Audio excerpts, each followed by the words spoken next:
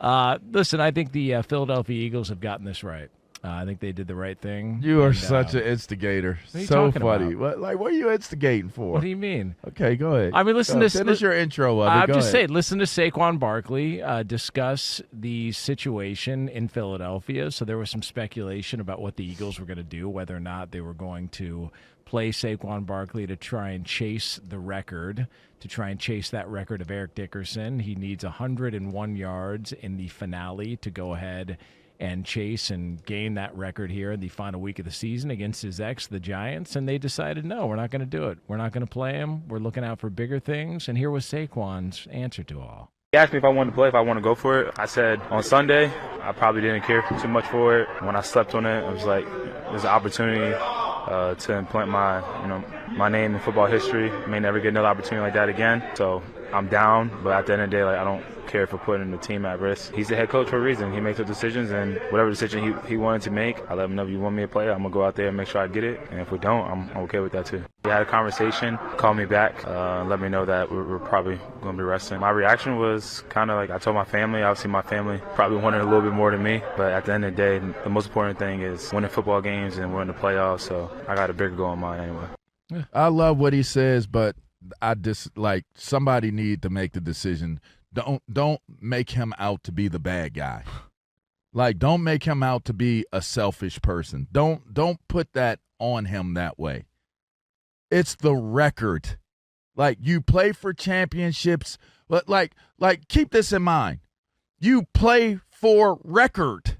I want to win the game. The record dictates if I make it to the playoffs or not. The record dictates if I keep my job or not. Record matters. It matters. Why do we got to pick and choose when a record matters and it doesn't matter? Hey, Nick, your record for the season matters. Hey, Nick, your record in the playoffs matter. Hey, Nick, your record in the Super Bowl matters. Why is it such a big deal? You're that close to him getting the record. Go get the record. Hello, you know how old the record is? It's crazy old. And it's a legit record. Maybe if he would have performed better during the year, he wouldn't be this short of history. Stop, man. Come on, man. Stop that. LaVar, are you very passionate about this subject because of your stance against Jonas earlier this week? I just think that Jonas is kind of funny because Jonas doesn't want to break any records. He just, he's status quo. He's like, oh, I really enjoy this. I enjoy mediocrity for Saquon. Whoa. Damn. Whoa. What do you mean? That'd be great. Just don't be all the way great. What's wrong with 2,000? He has to get greedy and get another 100? That's crazy. Come on, man.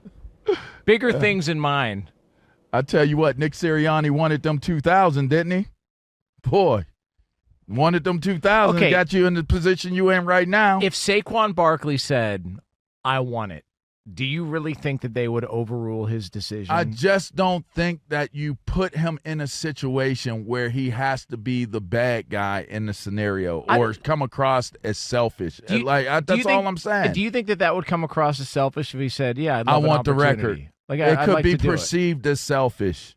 It could, especially the way this whole thing has been presented. It's a big deal. It is a big deal. Every single time a running back has ever come close to Eric Dickerson, they go talk to Eric Dickerson. Every time somebody has that last game where they almost got there, it's almost just like the undefeated season. And this is always a debate, if a team is good enough to be undefeated this late in the year. You saw the debates, okay, do you rest your guys while you're undefeated or do you play to stay undefeated, da-da-da, so on and so forth. And then you see them toasting up. You see the Dolphins toasting every single time a team loses. Well, we got our record. We're going to hold our record. Eric Dickerson celebrates every single time somebody gets close to his record and they don't get it. Well, that was a close one, but I'll maintain my record for another year. Records are made and they're meant to be broken. And it shows and it gives you an illustration of something special in that moment of time that's taking place. We'll look back on the 2024-25 season and say that was the year that a running back actually had such a great year running the ball that he broke the all-time season rushing yards record. Oh, it was Saquon Barkley, which, by the way, connects to such an amazing storyline. You would be breaking that record against the team that did not value you enough to keep you there. And it's a divisional opponent and what is considered to be a rival. New York and Philly hate each other. They hate each other. So you get an opportunity to break the all-time rushing yards record for a season over the great Eric Dickerson. And we're just for the betterment of the team, for the team, we're going to sit you out. Yeah. So again, does this have anything to do with your stance earlier this week compared to Jonas? What? Tell me where you at? There was a bet that was placed out there, thrown out there. Oh yeah. That if Saquon rushes for the record, and does not win the MVP, I think there was some pumps or something involved. No, it wasn't pumps. It wasn't. Jerry curls. I said Jerry curl. I would cut my hair off. Excuse me, Jerry curl. Yeah, that was, and it sounded funnier than the pole pumps. Even though pole pumps, if you saw it, would be funny too. But yeah, getting a Jerry curl. I would get a Jerry curl, but now that's out of the question. The bet is off. The bet is off because why's the bet off? Because he's not playing? No, it is off because if he doesn't break the record, then now there's no argument discussion that, well, if Saquon doesn't get it, even though he broke the record, I'll get a Jerry curl. Yeah, you needed two things. I needed that to happen. Break the record, right, and then him win MVP. Yeah, neither are happening now. Right. Well, and rightfully and so. You're right. Neither are going to happen now. You've now also effectively taken away his opportunity to win the MVP. But when you say he would be perceived as being selfish, I could understand if he was a different player or a player that had the reputation for that. He doesn't strike me as a guy who's out for revenge against the Giants, a guy who's out for self-shine. He doesn't. And you know that. So why put him in that position? Yeah, but I think he would have had a major say in this. They could have come to him and say, hey, what do you want to do? And he said, up to you guys. I don't care. I'm indifferent either way. They should have came to the table and been like, we getting this record. Because that's a we thing. Well, his that's teammate, a we. I think his offensive line. They wanted it. Of course they did. Because they get that record. That's their record too. Yeah. Well, and you wanted that record. I mean, I'm just talking in general. It could have been anybody. I mean, if he looked, it really could have been anybody. Could have been LaDainian. Penn Stater. I get that, but I'm just saying, for the love of the game. For the love of the game, if a quarterback had an opportunity to break a record, if a defensive player had an opportunity to break, a sack record or whatever it may be, I want to see them get it because that drives our game forward. Mr. Arrington. What? Yes or no? Yes. If Saquon Barkley looked like Cam Scatterbo, would you want him to rest? Absolutely not. Absolutely not. You give that man the ball. No, I take it back. I think you rest him. Yeah. I think you give him all the rest he needs.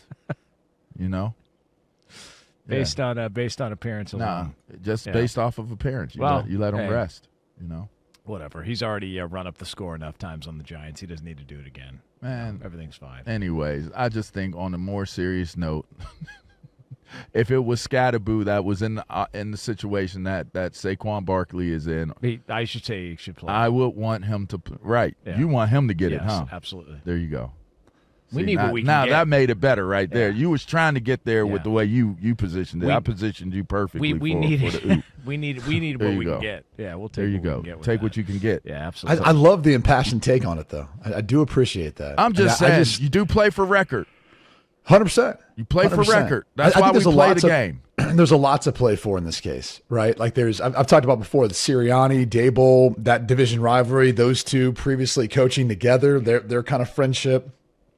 I think there's a lot for Saquon, who's probably looking at the front office in New York, being like, yeah, I'd love to go back out there and try to be the nail in the coffin to you guys. If something's going to happen after the season, I'd love to be able to, kind of put a stamp on all this based on how the season went. So I get it. There's a lot of motivation on every side, but you can't allow the short term to outweigh like what the ultimate goal is for Philly. And they're trying to go win a Super Bowl. I do understand that. But again, at the end of the day, this is football too. Like I get that. But we all know too, if he plays and gets hurt, what's going to be the conversation then?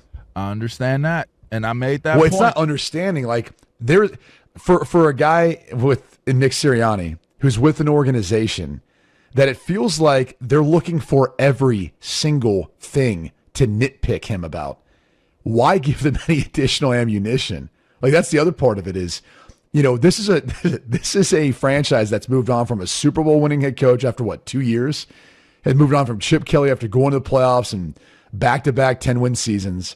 Like, they're looking for an excuse to go ahead and move on from a head coach and bring someone else in. That man If said, he played and got hurt, Sirianni would be the fall guy and get the blame. that 100%. That Like, man who else is said, gonna take I the blame? spoke to Even if it was- everybody in the organization. Even He if it- said it. I spoke to the GM. but I he- spoke to the owners. But I even spoke if, to everybody even if about Barkley signed off on it and said, "Yeah, I want to go for it," afterwards they would no. You're the head coach. scared You got money don't make you're money. you're the head coach. You not- got to stand I'm up not- and I'm not and make a trying to call. hear I'll be well. I'm not again, trying to hear it. 2 segments ago, you weren't even Damn. sure Scottaboo was white. So Yeah. we're gonna Because I didn't care. Race doesn't really matter to me. I see a football player. You guys made it Why about can't race. he matter? Y'all made it about race and tried to put that Yeah, on me. why Like I can't- was like, why can't y'all Scottaboo's race matter? Y'all out here race baiting, man. Damn. Y'all out here race baiting. Come on, man. Yeah, you are. By the way, I'm not even sure Sirianni makes the decision. Like, Sirianni can say he called him and talked. It probably was Howie Roseman who called down. Was like, "Hey, by the way, if you're thinking about playing Saquon, you're out of your damn mind. All right, we're gonna sit him." And he's like, "Okay." He's like, I "Go ahead don't and like call him." Howie Roseman's Pass along the decision. message. I don't like the decision. LaVar told me during the break that Todd Bowles and Raheem Morris would have made the right call. And I don't know what he meant by that, but No, you said if Jim Caldwell was coaching the Philadelphia Eagles, that they would have went and got the You said that Hold out on of a your second. mouth. You said that. You said if Tony Dungy was coaching the Philadelphia Eagles, the team, if Herm Edwards, the team he once made a ginormous play for. I'd never say that, Johnson. You said if Herm Edwards was coaching that Philadelphia Eagles team that he's an alumni to, that Saquon Barkley would have indeed been in that game going for the record. You said all those things, not me. Well, You said that. you know what? And I think that is ridiculous. Yeah.